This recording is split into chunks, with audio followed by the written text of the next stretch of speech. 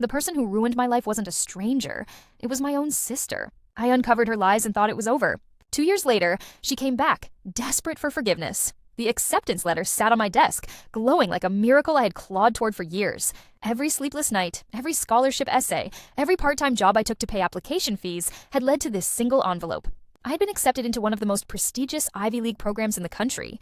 My future was no longer just a dream. It was real, tangible, ink on thick cream paper. For one glorious night, I felt unstoppable, like nothing could pull me back down into the ordinary life I had always fought to escape. But destiny has a cruel sense of timing. That very same evening, while my head spun with visions of lecture halls and cobblestone courtyards, my sibling collapsed in our living room. I remember the crash of a glass hitting the floor, my mother's scream splitting the air, and my own body moving without thought, dropping to my knees to keep his head from hitting the ground. His lips turned pale, his breath ragged and shallow. I was frozen between the joy that had just bloomed inside me and the terror now flooding our home. One moment, I was stepping into my future. The next, I was watching it dissolve into panic and flashing ambulance lights. At the hospital, the sterile corridors swallowed me whole. Doctors spoke in clipped tones, throwing words like tumor, treatment, and critical into the air like grenades. My hands shook as I tried to keep up, tried to take notes, tried to cling to any shred of hope. My sibling's face, pale against the hospital pillow, became the anchor that pulled me away from everything else I had once wanted. They told me it was cancer, aggressive, rare, and merciless. I remember the nurse's pitying look as she handed me a pamphlet about support groups, as if she knew the exact moment my own life had been hijacked by tragedy. The timing was impossible to ignore. My professors were waiting for an answer about my enrollment. Orientation was just weeks away. But how could I walk onto an Ivy League campus while my sibling lay in a hospital bed, tubes taped to his arms, eyes begging me not to leave? Every instinct screamed that family came first, that ambition was selfish in the face of mortality. So I made the choice that felt righteous, noble, inevitable. I deferred my acceptance, telling myself it was only for a year. I'd help him fight, I'd be the strong one, and my dreams would wait. At first, it almost felt bearable. I became the caretaker, the chauffeur, the one who tracked every pill, every appointment, every side effect. Our family praised me for my sacrifice, whispered that I was the kind of person who could endure anything for love. I wore those words like armor, convincing myself I was doing the right thing. I told friends I'd reapply, that I'd get another chance. But each day chipped away at that fantasy, grinding down the bright edges of my future until it looked smaller, dimmer, harder to reach. My sibling's illness had become the center of our universe, and I orbited faithfully, burning up my own light. But the cracks began to show. Sometimes his symptoms didn't line up. He would limp dramatically at the doctor's office, only to forget and walk normally once we were home. He'd claim exhaustion and collapse onto the couch, yet I'd catch him scrolling through his phone for hours. Late-night emergencies became frequent, but they always ended without clarity. No diagnoses, no scans, just vague reassurances. I told myself cancer was unpredictable, that maybe I just didn't understand the complexity of it.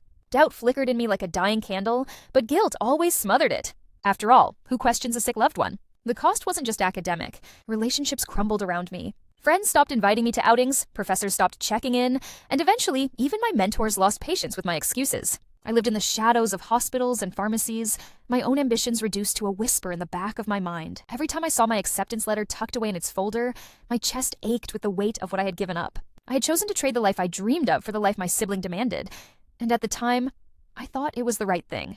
Then came the truth. It wasn't one revelation, but a series of small, damning discoveries. A prescription bottle that turned out to be filled with vitamins, not chemotherapy pills. Medical invoices that were suspiciously vague. Friends of his slipping up, mentioning nights out that coincided with supposed hospital stays. Finally, the confrontation. Me, holding the stack of falsified papers in my trembling hands, and him, smirking with a kind of defiance I had never seen before.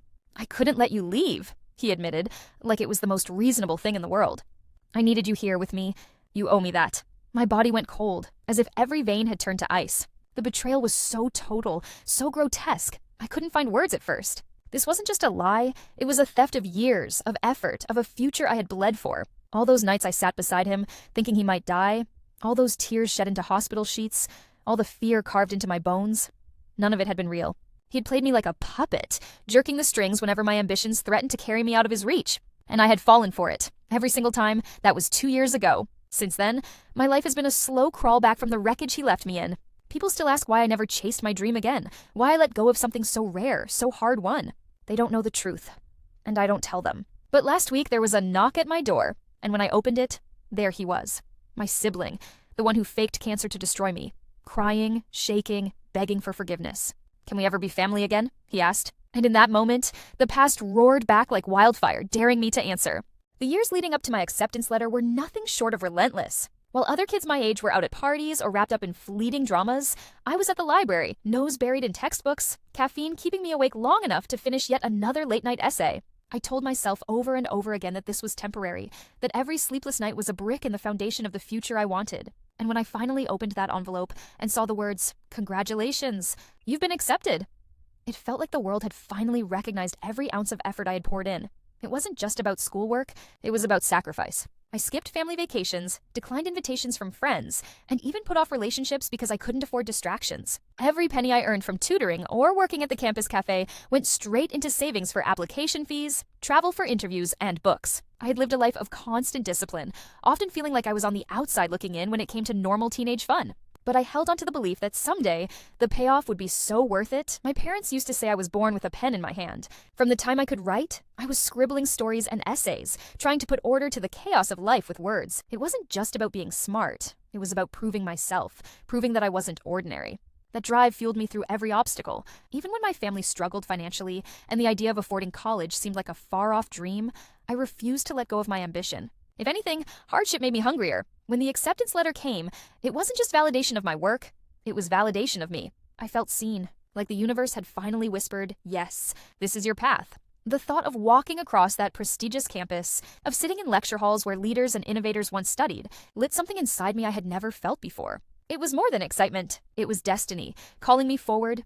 I could still remember the moment I ran downstairs with the letter in my hand, my heart pounding so loud I could barely hear my own voice as I shouted the news to my family. My mom cried. My dad hugged me so tightly I thought I might lose breath. For once, I wasn't just the kid who studied too much, I was the kid who made it. The atmosphere in the room was electric with pride, but even then, I caught a flicker of something else in my sister's eyes. Something darker I didn't understand at the time. Friends from school told me I was an inspiration, that I had proved hard work really could pay off. Teachers who once doubted my potential now sang my praises. Even people who barely spoke to me before suddenly wanted to be associated with my success. For the first time in my life, I felt untouchable, like nothing could derail the trajectory I was on. But I had no idea that just beyond the horizon, betrayal was waiting to steal it all away. The acceptance wasn't just a ticket into a school, it was a ticket out of everything that had weighed me down. Out of small-town gossip, out of financial strain, out of the feeling that my life was too small for the dreams I carried. It meant leaving behind the limitations that had always hovered around my family, promising myself that I would be the one to break the cycle.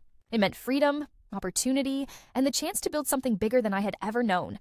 And yet, as I packed my dreams into mental suitcases, I could feel the tension building in ways I couldn't fully explain. My sister seemed quieter around me, distant even, though I chalked it up to the natural shift when one sibling leaves the nest before the other. I had no reason to doubt her, no reason to think she would become the single greatest obstacle between me and everything I had worked for. After all, wasn't family supposed to be your greatest support? I'd spent my whole life dreaming of a future where I could finally breathe, without the constant pressure of making ends meet. I thought my family wanted that for me too. I thought my sister would be the first to cheer me on, the one who would brag to her friends about what her sibling had achieved.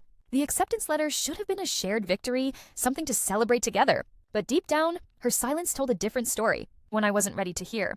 Looking back now, those final weeks before everything unraveled feel almost like a dream. A fragile, golden bubble I didn't know was about to pop. I walked around with my head high, imagining the life that awaited me, oblivious to the storm brewing in my own home. Every time I replay it, I wish I had seen the signs sooner.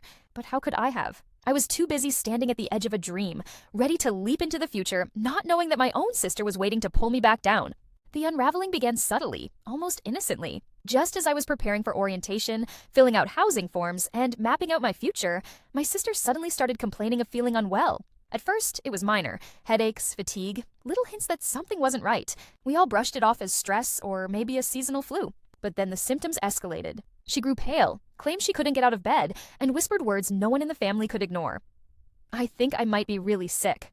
Within days, our family's attention shifted. Conversations about my dorm room and scholarship faded into the background as doctor visits, lab results, and whispered fears of something life-threatening took center stage. I told myself it was temporary, that she needed the spotlight right now, and that I'd still get to chase my dream. After all, family came first, right? But each passing day, I felt the ground shifting beneath me, pulling me further away from the path I had fought so hard to carve.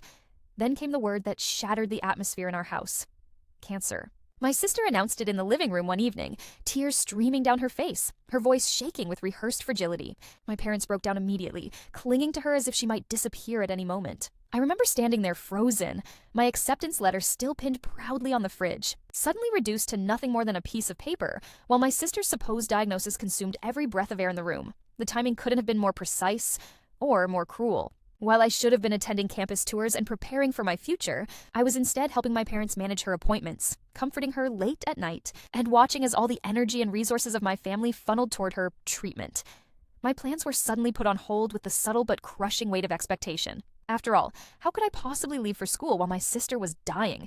It didn't stop there. She began weaponizing her supposed illness in subtle but devastating ways. If I mentioned needing to prepare for school, she'd break into tears and ask how I could abandon her during the hardest time of her life. If I tried to talk about classes or professors, she'd wince as if my words were daggers, then whisper that she wished she had my life instead of this cruel fate. The guilt was suffocating. Every step I tried to take toward my dream felt like a betrayal of my own blood. Soon my parents joined in, not intentionally, but because they were drowning in fear. They begged me to consider deferring for a year, to stay close in case my sister's condition worsened. School will always be there, they said, but family won't. The unspoken message was clear.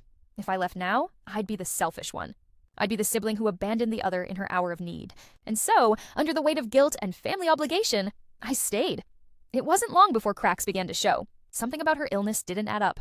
The appointments always seemed vague, the test results conveniently misplaced or lost. She never lost her hair, never showed the physical toll that others with cancer endured. When I pressed her gently, she'd lash out, accusing me of doubting her pain, of being jealous of the attention she was receiving. Her tears, her fragility, it all served to make me look like the cold, uncaring sibling if I dared ask questions. Deep down, though, unease began to grow like a shadow in the corner of my mind. I started noticing inconsistencies, medications she never actually took, hospital visits that seemed more like errands, stories about her doctors that changed with each retelling.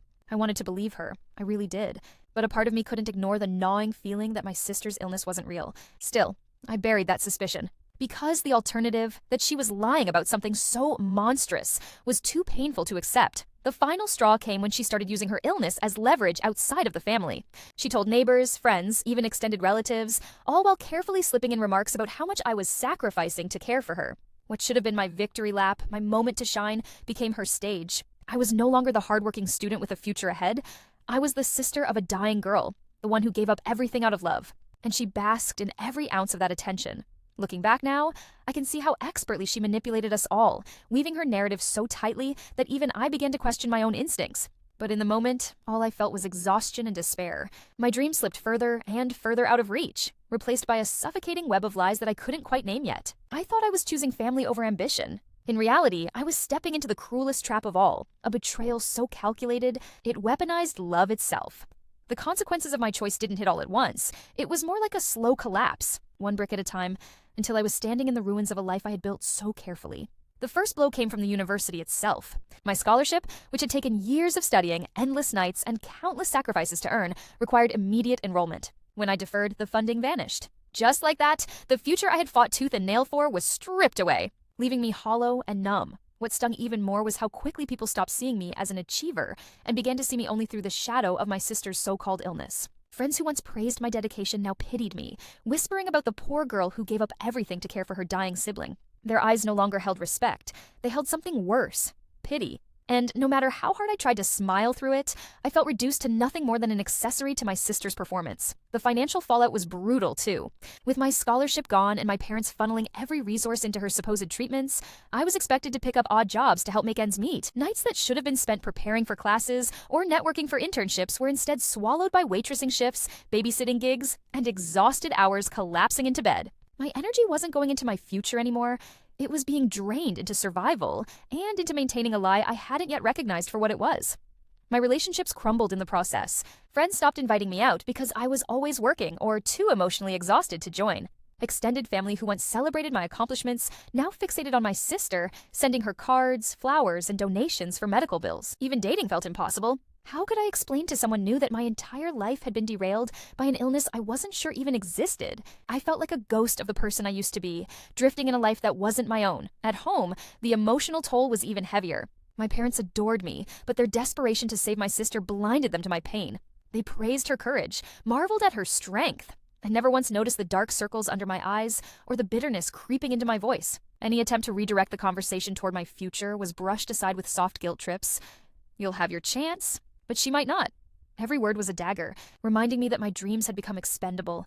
The resentment grew quietly, like mold on a wall no one noticed. I loved my sister, or at least I wanted to, but her constant manipulation of sympathy drained me. When she accused me of being selfish for working too many shifts and not sitting with her enough, I felt my blood boil. She wasn't just sick, she was cruel in ways I couldn't yet articulate. Still, I swallowed the anger, told myself she was just in pain, and kept sacrificing. Little did I know, I was sacrificing for nothing. Isolation became my only companion. Friends stopped calling, my parents were consumed with fear, and my sister held the household hostage with her supposed fragility.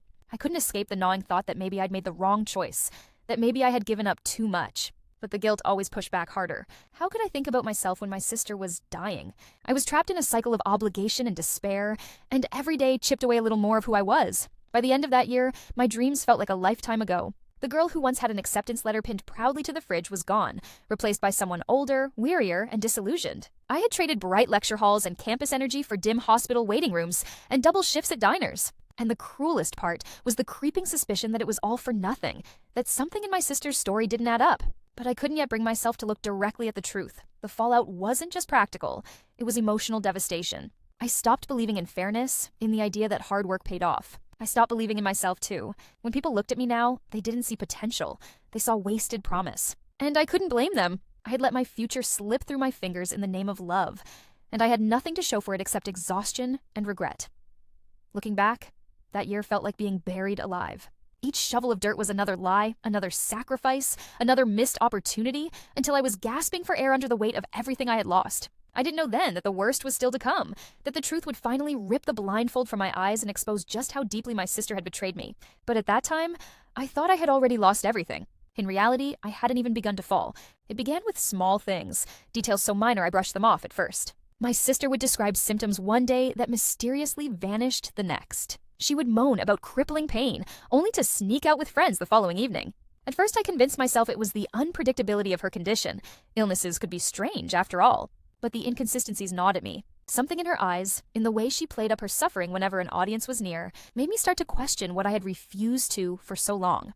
The first real crack came when I noticed the medication bottles. One evening, after cleaning up the kitchen, I passed her nightstand and saw untouched pills scattered inside the drawer. Some were still sealed, untouched for weeks. She had been begging for refills, crying about how the treatments weren't helping enough, yet here they were, gathering dust. I picked one up, heart pounding, and put it back quickly, afraid of what it meant. Afraid to confront the idea that all my sacrifices could have been for a lie, the hospital visits added to my unease. Every time the doctors asked for details, her stories seemed rehearsed, like lines memorized from a script. She knew exactly when to wince, when to clutch her chest, when to gasp for dramatic effect. And yet the test results always came back inconclusive, unclear, or completely normal. Doctors would look puzzled, suggest more testing, and she would shake her head, insisting she was too tired, too weak to endure it. She was always just sick enough to demand sympathy, but never sick enough to prove it. Friends who visited would leave shaken by her bravery, praising me for being such a devoted sibling, but I began to notice how her performance shifted with each visitor. With our parents, she cried. With friends, she laughed weakly, pale-faced but noble. And when she was alone with me, she snapped, demanding attention, food, or errands with the entitlement of a queen. The masks she wore for different people made me dizzy. I wondered which version of her, if any, was real. The lies started slipping through her cracks. One night, she claimed she couldn't walk without help, her legs too weak to carry her. Hours later, I heard her sneaking into the kitchen for ice cream, moving quickly and soundlessly. Another time she sobbed that she had vomited all day and couldn't keep anything down, yet the trash was filled with empty snack wrappers. When I confronted her gently, she turned on me, eyes blazing with fury, hissing that I was cruel, that I didn't understand how illness worked. My guilt swallowed me again, but doubt had already taken root. It wasn't just her behavior, it was the way everyone else tiptoed around her. My parents refused to question anything she said, too afraid of being seen as neglectful. Teachers excused her absences without a word. Friends started fundraising campaigns, sending cash and gifts she accepted with a trembling smile. She was spinning a web, and I had been caught in it so tightly that I hadn't realized I was feeding her power. Once I saw the threads, I couldn't unsee them. Late at night, lying awake with exhaustion pressing down on me, I replayed the past year in my head. Every sacrifice I had made, every dream I had buried, all for her. But if it was a lie, if even part of it was, what did that make me? A fool? A pawn? The idea clawed at me, keeping me from sleep.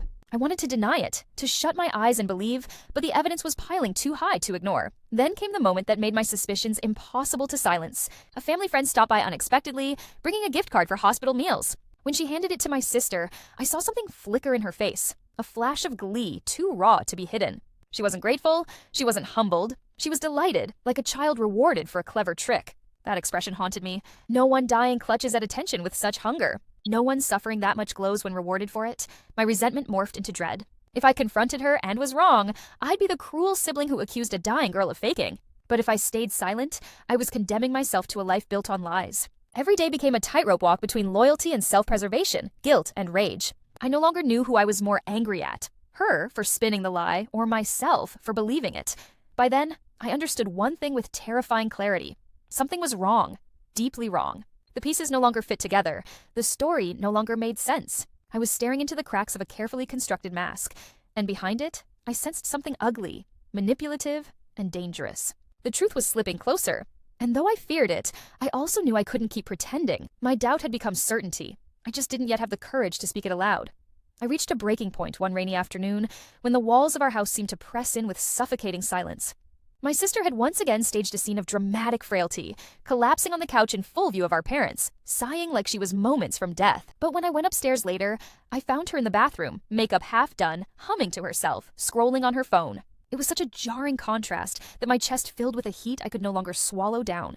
The doubts that had haunted me crystallized into something sharp and undeniable. I knew I had to confront her, no matter the fallout. I chose a night when the house was quiet, our parents asleep, the air heavy with the smell of rain. She sat cross-legged on her bed, flipping through a glossy magazine, her face glowing with health. For a moment I faltered, thinking of all the times I had played nurse, sacrificed exams, watched my own dreams burn. My voice shook as I asked the question that had lived on my tongue for months. "Are you really sick?" The words trembled in the space between us, louder than a scream. Her eyes snapped up to mine, wide and calculating. For a split second, she looked like a deer caught in headlights, but then the mask slipped back into place. She forced a laugh, brittle and sharp, tossing her hair as if I had said something ridiculous. "How dare you?" she hissed, her voice low and venomous. "After everything I've been through, after everything I've lost, you think I'd lie about this?" Her outrage was convincing, too convincing. It wasn't the wounded cry of an innocent person, but the performance of someone cornered. I didn't back down. I listed every inconsistency. The untouched pills, the sudden recoveries, the dramatic collapses timed perfectly for attention. My voice grew steadier with each accusation, anger rising like a tide I could no longer control. She shouted back, tears brimming in her eyes, accusing me of cruelty, of jealousy, of abandoning family. But the more she spoke, the more hollow her words sounded. Each excuse unraveled under the weight of my memory. Her anger transformed into desperation. She tried to twist the narrative, painting herself as the victim of my suspicion. "You just want me gone so you can run off to your fancy school," she spat, her voice trembling. "You'd leave me here to die alone." It was the ugliest truth she had ever revealed, not about her illness, but about her resentment. She didn't want my sympathy anymore. She wanted my entire life, my opportunities, my future, and she would burn me down to get it. The room felt charged, like a storm about to break. I stood my ground, heart pounding, every nerve alight with fury and grief. For the first time, I saw her not as my fragile sister, but as a manipulator who had stolen years of my life. My voice cracked as I told her I was done sacrificing, done believing, done carrying her lies. Her face twisted with rage I had never seen before, raw and feral, like an animal losing control of its prey. She lunged toward me, not physically, but verbally, hurling every insult she could conjure. She said I was heartless, ungrateful, selfish. She screamed that I owed her everything because she had nothing. Her words echoed against the walls, venomous and unrelenting. Yet underneath the fury I saw fear. She wasn't angry that I doubted her. She was terrified that the truth was about to unravel. When the shouting subsided, the silence was unbearable. She turned away, shoulders shaking, and whispered that no one would ever believe me, that I was the perfect student, the golden child, and that my story would sound like spite, not truth. In that moment, I realized how carefully she had calculated everything, not just the lie, but the safety net around it. She wasn't just playing me, she was playing everyone. I left her room with my heart heavy, but strangely clear. For the first time, I wasn't questioning myself. I knew what she was. The confrontation hadn't ended the way I hoped. She hadn't confessed, hadn't broken down, but I had seen the cracks in her armor. And once you see cracks, you can't stop looking for ways to break them open. That night, as the rain beat against the windows, I lay awake replaying every word, every tear, every venomous glance. The confrontation hadn't given me closure, but it had given me resolve. She could scream, she could deny, she could paint me as the villain. but I knew the truth. And now, more than ever, I was determined to find the proof that would tear her lies apart, piece by piece, until she had nowhere left to hide. The confrontation left me raw, but it also gave me direction. I realized that if I tried to fight her with words alone, I'd lose. She had always been the master of twisting emotions, turning tears into weapons and guilt into chains. What I needed wasn't more arguments. I needed undeniable proof, evidence so stark that even her best performance couldn't disguise it. So I began quietly piecing together everything. The empty pill bottles that never matched prescriptions, the hospital visits that had no records, the slips she made when she thought no one was listening. I spent hours digging through paperwork, asking subtle questions, cross-checking every supposed appointment. At first, it felt like grasping in the dark, but then small cracks widened into glaring inconsistencies. The doctors she claimed to see weekly hadn't seen her in years. The medications she flaunted as life-saving were common vitamins. She had staged entire episodes, timed fainting fits, even dyed her skin with makeup to look pale and sickly. The deeper I dug, the sicker I felt, not because of her illness, but because of how much of my life she had stolen with this performance. At first, I was terrified of what people would say if I revealed the truth. What if they thought I was cruel? What if my parents disowned me? She had crafted her image so carefully that exposing her felt like exposing myself. But then I remembered the nights I had cried over missed opportunities, the scholarships I had turned down, the letters of acceptance I had filed away in dusty drawers. I remembered the heavy guilt I carried while she smiled in secret triumph. I couldn't let that story be my life's ending. It was time to flip the script. The opportunity came sooner than I expected. A family gathering was scheduled, something she insisted on attending to soak up sympathy and admiration. She had been preparing her brave survivor speech all week, practicing in the mirror, even rehearsing how she would dab her eyes at the perfect moment. I watched her performance quietly, almost in awe of how far she was willing to go. But deep inside, I knew that this would be the stage where her entire act unraveled. The day of the gathering, I arrived with a folder in hand. My heart was pounding so hard, it felt like it would crack my ribs. I didn't want to humiliate her in front of everyone. I wanted her to tell the truth. But if she wouldn't, then I would have no choice but to tear away her mask myself. When she stood up to thank everyone for their endless support during her darkest hours, I could feel bile rising in my throat. Her voice trembled with fake fragility, her smile carefully rehearsed. I let her speak, let her bask in her moment. Then I stood. I began gently, asking her simple questions about her treatments, what medications she was on, which specialists she saw, how she was managing side effects. For the first time, I saw real fear flicker in her eyes. She stammered, gave vague answers, tried to redirect the conversation. I pressed further, calmly but firmly, presenting facts she couldn't deny. The doctor who had never treated her, the pharmacy records that didn't exist, the photos of her posting online from nights she claimed to be hospitalized. Her mask cracked, her hands trembling as she clutched the table. The room shifted. Whispers began, confusion spreading like wildfire. My parents looked from me to her, their faces pale with disbelief. She tried to cry, to paint me as cruel, but the evidence was overwhelming. I laid out the records, the receipts, the undeniable truth. Each piece of proof was another stone crashing down on the carefully built tower of lies she had constructed. She was cornered now, not by my anger, but by her own fabrications unraveling in front of everyone. Her voice broke as she tried to deny it, but denial only made her look smaller, weaker, less convincing. Tears spilled down her cheeks, but this time they weren't weapons. They were the desperate sobs of someone whose world was collapsing. I felt no triumph in watching her crumble, only a strange, heavy sorrow. This was my sister, the girl I had once laughed with, shared secrets with, dreamed alongside. But in her jealousy and hunger for control, she had destroyed that bond beyond repair. By the time I finished, the room was silent. My parents were devastated, struggling to reconcile the daughter they thought they knew with the manipulator standing before them. Some relatives turned away in disgust. Others stared at her with pity. For the first time, she wasn't the fragile victim or the tragic survivor. She was exposed, laid bare as the architect of her own downfall. I had wanted this moment for so long, and yet standing in it felt like drowning in grief.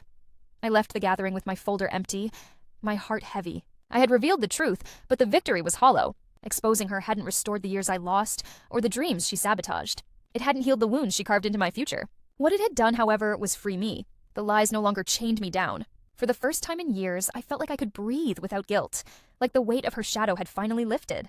And though my sister's world crumbled that day, mine was just beginning to rebuild. The days following the confrontation felt like walking through rubble after an explosion. The truth was out, but instead of relief, the house was filled with tension so thick it clung to every word, every glance. My parents avoided looking at me directly. Not because they doubted me, but because accepting the truth meant admitting they had been blind for so long. My sister, meanwhile, locked herself away, sending out messages that painted me as cruel and heartless, desperate to salvage the sympathy she thrived on. The family group chat turned into a battlefield. Some cousins sided with her, claiming I had humiliated her unnecessarily, that I could have kept things private. Others messaged me quietly, thanking me for being brave enough to say what everyone else had silently suspected. But their whispers of support didn't undo the public cracks forming in the family's foundation. Every phone call, every visit turned into a debate about who was lying and who was telling the truth, as though the evidence wasn't already clear. At work, I noticed the difference too. Some people had seen the confrontation online, someone had recorded it and leaked it. Suddenly, I was the sibling who exposed her fake cancer, a title that carried equal parts admiration and discomfort. Colleagues whispered behind my back, torn between respect and pity. It was a strange kind of fame, and I hated every second of it. This wasn't what I wanted. I didn't want to be known for destroying her, even though she had destroyed so much of me. My sister, instead of showing remorse, doubled down on her lies at first. She claimed I had forged the documents, that I had gone out of my way to smear her name out of jealousy. She even suggested that I had always resented her, that I wanted to steal the spotlight she supposedly deserved. Watching her cling to her collapsing narrative was painful. Not because I believed her, but because I realized she believed her own lies so deeply, she could no longer separate them from reality. Our parents were torn apart. My mother, once fiercely protective of both of us, now looked like a ghost. She confessed to me one evening that she didn't know who her daughter really was anymore. My father stayed quiet, but I caught him staring at old photos, his jaw tight with anger and disappointment. They wanted to comfort me, but they were grieving too. The daughter they thought they knew had been an illusion built on manipulation and deceit. The betrayal rippled further than just us. Family friends who once admired her started pulling away, their sympathy curdling into disgust as the truth spread. Invitations stopped arriving. Her social media accounts filled with hateful comments. Yet even as she fell, part of me ached. I had imagined this moment so many times, thought it would feel like victory. But instead it felt like watching a bird with broken wings thrash against the ground. It was pitiful, tragic, and haunting. Still, I couldn't let myself drown in pity. I reminded myself of the nights I had sacrificed, the opportunities I had lost, the guilt she had piled onto me while she laughed behind my back. Her downfall wasn't my cruelty, it was her own actions catching up to her. I had simply shone a light on what she had worked so hard to hide, but knowing that didn't make the fallout easier. I had to live with the knowledge that our family might never feel whole again. The hardest part was my younger cousins, who asked me in hushed voices why their aunt would lie about something so serious. I didn't have an answer for them. How do you explain to children that some people crave attention so desperately they'll burn everything around them just to stay in the spotlight? I tried to soften it, telling them she was confused or made mistakes, but deep down I knew they would carry this lesson with them. The realization that not everyone who claims to love you actually protects you. Nights became the worst. Alone in my room, I replayed everything in my head. The moment she first announced her diagnosis, the sacrifices I made, the way I had believed her without question. The anger would rise, but so would grief. I hadn't just lost a sister to lies. I had lost years of my life to her story. And even though the truth was now known, I couldn't get those years back. That was the part that haunted me the most, the permanence of what she had taken. In the middle of all the chaos, one truth became clear. We could never go back. The bond we had before was gone, shattered beyond repair. Even if she begged for forgiveness, even if she admitted everything, the scars ran too deep. I wasn't sure what future lay ahead, but I knew it would be one I built on my own terms, no longer chained to her lies. And as painful as the fallout was, it was also strangely freeing. For the first time, I was living without her shadow hovering over my every choice. It happened 2 years after the truth came out, just as the dust had begun to settle. I had started to rebuild. New routines, new goals, even the faintest whispers of peace. Then, one rainy evening, there was a knock at my door. When I opened it, she stood there, drenched, her mascara streaked down her cheeks. For a moment, I thought I was imagining her, some ghost from the past. But then she whispered, "Can we talk?" And my stomach twisted into knots. She didn't look like the sister I remembered. The confidence, the polished smile, the carefully curated mask she wore for the world, gone. In its place was someone fragile, almost broken. She clutched a crumpled tissue in her hand like it was a lifeline. And when she finally spoke, her voice cracked. "I lost everything," she said. "My friends, my job, my reputation. I just wanted my sister back." But the words rang hollow against the echo of the years she had stolen from me. I wanted to slam the door in her face. I wanted to scream, to tell her how dare she show up here after everything she had done. But something in her eyes stopped me. Not guilt, exactly, but desperation. The kind of desperation that comes when the world has turned its back and you have no one left to run to. And yet, I couldn't forget how many times she had chosen herself over me, how many lies she had woven just to keep me under her thumb. She tried to frame it as if we were both victims, as if her lies had spiraled out of control and she hadn't meant for it to go this far. "I was sick in a different way," she whispered. "Not cancer, but something else. I needed people to care. I needed you to care." The words were daggers because I had cared, more than anyone. I had sacrificed everything for her. To hear her admit it had all been about craving attention made my chest burn with fury. When I asked her why she was here now, after years of silence, she broke down completely. "Because I have nothing," she sobbed. And you're all I have left? You're my sister. Doesn't that mean anything? Her voice shook, her body trembling as she collapsed onto my porch. I stood frozen, torn between memories of the sister I once loved and the manipulator who had gutted my future without blinking. The line between love and betrayal had never felt so sharp. Her tears might have swayed others, but I had lived through her performance before. I remembered the crocodile tears during her doctor visits, the staged breakdowns when people started asking questions, the way she could cry on command. I told myself this was no different, and yet a small voice whispered, what if it was? What if she really had changed? The flicker of doubt was the cruelest twist of all. It meant she still had power over me, even after everything. I asked her what she wanted from me, and her answer was as simple as it was impossible. Forgiveness, she said. I just want to be your sister again. The audacity of it nearly knocked the breath from my lungs. Forgiveness. After years of lies, after the sacrifices, after the humiliation she put me through, she wanted to reset, as if the past could simply be erased with an apology that came too late. My silence stretched between us like a wall she couldn't climb. She begged then, dropping to her knees, clutching at my hand like it was the only rope keeping her from drowning. Her sobs grew louder, rawer, but even in her collapse, I couldn't stop thinking about how many times she had performed for an audience. I didn't know if this was real or just another act. One last attempt to manipulate me back into her orbit, and that uncertainty, that inability to trust even her tears, was the greatest wound of all. Inside me, two wars raged. One side longed for closure, for some way to stitch together the ruins of our family, for the chance to believe in her again. The other side screamed in warning, reminding me of the years wasted, the pain inflicted, the lies that had almost destroyed me. In her eyes, I saw the sister I used to love flickering behind the ruins of who she'd become. But love alone couldn't undo the damage she had caused. When I finally spoke, my voice was steady, but my heart was trembling. I don't know if I can ever forgive you, I said. I don't know if I want to. Her sobs quieted into hiccups, her gaze desperate, searching my face for a crack of mercy. But all I could think about was the future I was still trying to build, one that didn't revolve around her lies anymore. For the first time, I realized forgiveness wasn't something I owed her. It was something I could choose, or withhold, for my own survival. Years passed, but the scars remained. Time had moved me forward, though not without detours carved by grief and mistrust. I rebuilt, piece by piece, therapy sessions that stitched my self-worth back together, long nights spent rewriting the dreams I once thought lost, and a hard-won ability to set boundaries. Yet, no matter how far I climbed, a shadow lingered. The memory of a betrayal so deep, it had shaped the very edges of who I had become. I told myself I'd closed that chapter, locked it away for good, until the day I heard the knock. When I opened the door, she was there. My sister, thinner, older, and stripped of the arrogance she once carried like armor.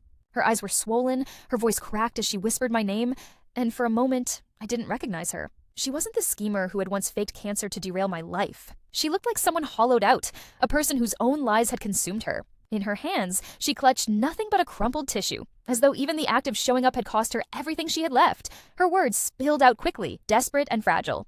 "I'm sorry," she choked, repeating it like a prayer, as though sheer repetition could erase years of betrayal. She said she had lost friends, jobs, and relationships after the truth of her deceit had eventually unraveled. No one trusted her anymore, and she admitted she couldn't even trust herself. She told me she was broken, that she had finally realized what she had done to me, and asked with a trembling voice if we could ever be sisters again. The air between us felt heavy, thick with ghosts of the past. I stood there in silence, memories flooding me, the acceptance letter, the tears she faked, the shaved head that was nothing but theater, the years I spent haunted by guilt instead of pursuing the life I had earned. I remembered the nights I lay awake questioning my worth, my dreams, and whether I was selfish for wanting more than the prison her lie had built around me. The anger stirred, alive as ever, even after all these years. But beneath the anger, something more complicated pulsed. Grief. Grief not just for what I had lost, but for what she had thrown away too. She'd been my sister once, someone I trusted more than anyone, and she had set fire to that bond just to keep me tethered. Standing in the doorway, I realized forgiveness wasn't a simple door I could choose to open or close. It was a path I'd have to walk carefully, one where every step risked reopening wounds that had never fully healed. I told her, finally, that I believed her remorse was real, but that remorse didn't erase the past. "You didn't just lie," I said quietly. "You took years of my life. You made me question myself, my dreams, my right to exist beyond your shadow." My voice cracked, but I held firm. "And I can't forget that. I can't just step back into being your sister as though none of it happened." The words made her cry harder, but they also steadied me. For the first time, I wasn't bending under the weight of her needs. She begged, asked if there was anything at all that could make me see her as family again. And I realized in that moment that family wasn't a birthright. It was a choice, one she had forfeited the moment she built her lies on my sacrifice. Still, I told her I wished her healing, that I hoped she found a way to rebuild her life without leaning on the ruins of mine. That was all I could offer: compassion without surrender, acknowledgement without reconciliation. As I closed the door, I didn't feel triumphant. I felt bittersweet. A part of me longed for the sister I once believed I had, but another part knew she had never truly existed. What she wanted from me was not forgiveness, but absolution, and I could not give that away so easily. My healing had cost too much, and I would not dismantle it for a second round of devastation. Some wounds leave scars that are lessons, not invitations to repeat the pain. In the days that followed, I reflected on how far I had come. I had reclaimed my ambitions in new forms, found people who valued me without manipulation, and built a life defined not by sabotage but by persistence. My story was no longer about her betrayal, but about my survival and growth. For years I thought closure meant reconciling with her, but I finally understood closure was mine to define. Sometimes justice wasn't punishment or forgiveness, but choosing not to let the past dictate the future. And so, the knock at the door became the final test. I chose myself this time, not out of spite, but out of hard-earned wisdom. My sister's tears could not wash away what she had done, but they reminded me of the line I needed to hold. As I stood by the window, watching her walk away, I whispered to myself, I may never get the sister I deserved, but I will keep the life I fought for. And in that moment, I felt the quiet triumph of reclaiming not only my dignity, but my peace.